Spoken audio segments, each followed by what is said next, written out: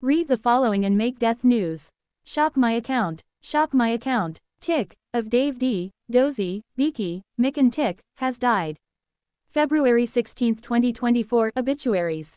One of the Beat's local Wiltshire musical legends, Ian Amy, better known as Tick, in the 60s chart toppers Dave D, Dozy, Beaky, Mick and Tick, has died.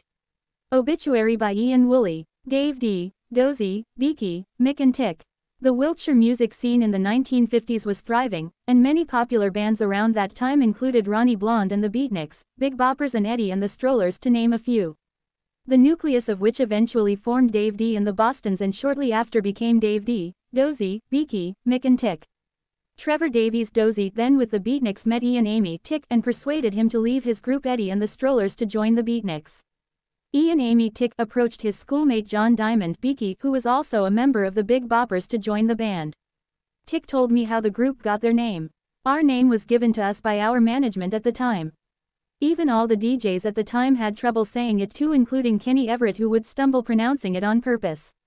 I guess it helped us at the time. Tick, center, with Beaky, left, and the Beats. Ian Woolley in 2020. Photo credit Quiz Britain.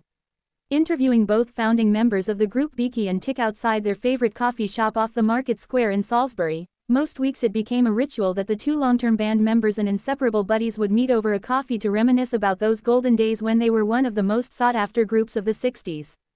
Make no mistake, songwriters Howard and Blakely kept these boys near the top of the UK charts through the second half of the 60s. They eventually achieved the top coveted slot in 1968 with The Legend of Xanadu. Beaky told me, before each gig, we used to get driven to the local police station and get taken in the back of a Black Maria, left at the back of the theater, and they would disappear.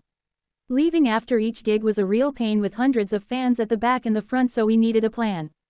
As Tick was the fastest runner in the band, he would casually walk to the front of the building, and when the girls started screaming it would bring them all around from the rear of the building.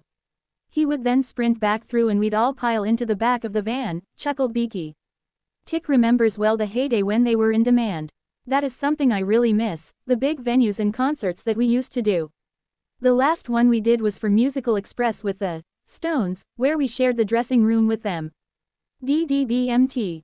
Although 80-year-old Tick didn't play in the band anymore, he still came along to rehearsals, added Beaky.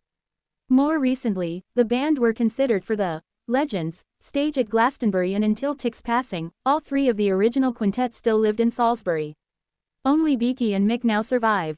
Pat of the Equals said on social media, everyone who knew Tick considered themselves lucky, myself included, for over 55 years. In this sorrowful time, sending thoughts of comfort to his wife Sue, his children Lee and Christian, and his immediate family, not forgetting his extended band family past and present. Finishing with the words, "Thank you, Tick, for your part in my journey. Fly high, shine bright, and go and jam with Dave and Dozy."